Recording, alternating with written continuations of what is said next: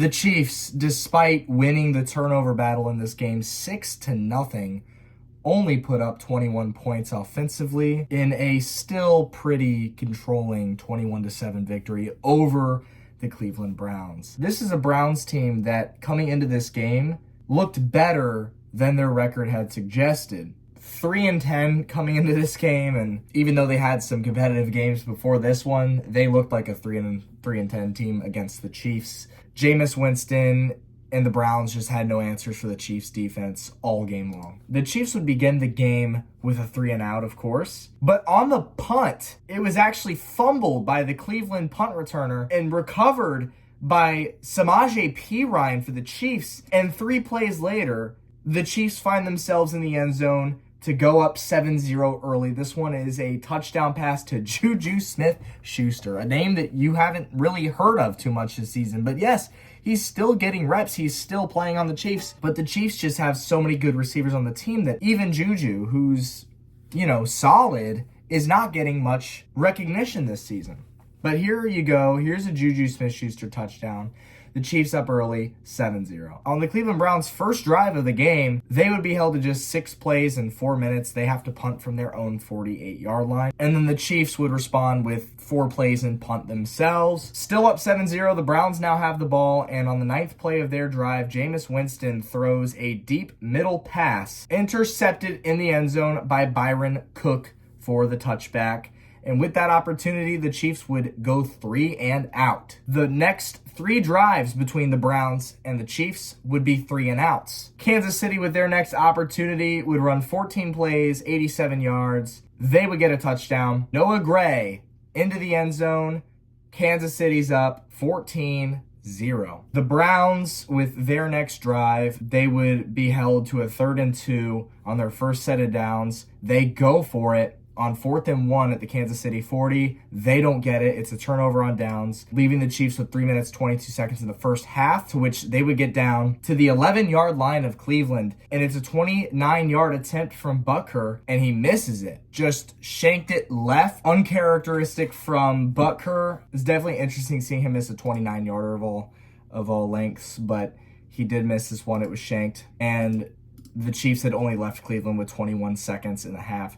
Winston kneeled to take it at halftime. The Browns would begin the second half of the game, and on their very first play, Jameis Winston throws an interception to Nick Bolton, and the Chiefs don't waste this opportunity. They run 4 plays. They begin at the Cleveland 34. They run 4 plays. They get the touchdown. It's Xavier Worthy. And the Chiefs are now up 21-0 with 13 minutes left in the third. So they actually did not score another point after this. With 13 minutes left in the third. So, that's 28 game minutes for the rest of the game. They just didn't put up a single point, which is kind of weird. But the defense did its job. The offense didn't really need to do a whole lot, even though I would have liked to see them do more. One of those classic regular season Chiefs games where they have an opportunity to put the game away. They have an opportunity for it to be an absolute blowout, and they just refuse to do it. What else is new? After the Xavier Worthy touchdown, the Cleveland Browns, with the first snap of their next drive, would be a fumble recovered by Drew Tranquill, and the Chiefs go 3-and-out. Why not? The Browns punt, the Chiefs punt, then the Browns, on just 2 plays, they get a Jerome Ford 62-yard rushing touchdown, and that would also be the last scoring play between the two teams for the rest of the game. After that touchdown, the Chiefs would go 3-and-out. The Browns would punt, the Chiefs would punt, the Browns would throw an interception. Jameis Winston, deep pass, intercepted by Trent McDuffie. Shockingly, this was actually Trent McDuffie's first career interception. And Trent McDuffie has just been a lockdown corner the past 2 seasons for Kansas City.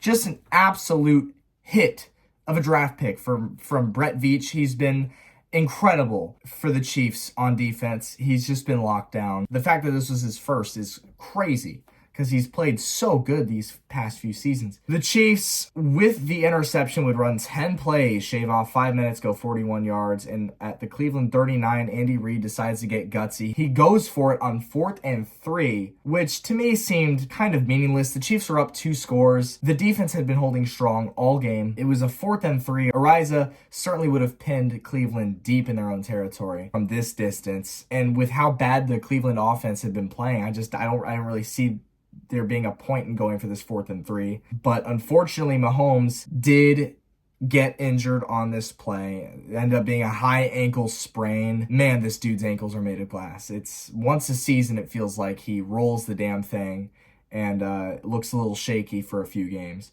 So Mahomes did not come back in this game. This was 8 minutes left in the game. But again, the Chiefs defense had been holding strong. Cleveland was held to another punt. Then Carson Wentz came in, of course, ran 6 plays. Chiefs ended up punting. Browns had one more drive left in them. This game was pretty much over at this point.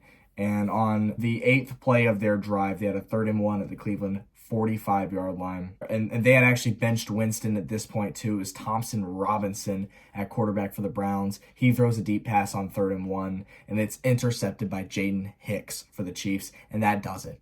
They run the clock out. That's the game. 6 turnovers that the Chiefs get in this game. And of those 6 turnovers, they capitalized with 7 points. 6 turnovers, they only turned those 6 into 7 points. And that's not really what you want to see from the offense. I know every Chiefs fan knows this is just regular season Chiefs. This is what they do. But still, damn, guys. That being said, this was a pretty controlling win for the Chiefs. I mean, they could have obviously put up a lot more than 21 if they wanted to, but at the end of the day, the defense, aside from that Jerome Ford 62-yard rushing touchdown, the Chiefs defense had just been locked down all day, and the scoreboard shows it. 21-7, that's the game. Chiefs moved to 13-1, face the Texans next week, and that's really all there is to it. See you then. Go Chiefs. Peace out.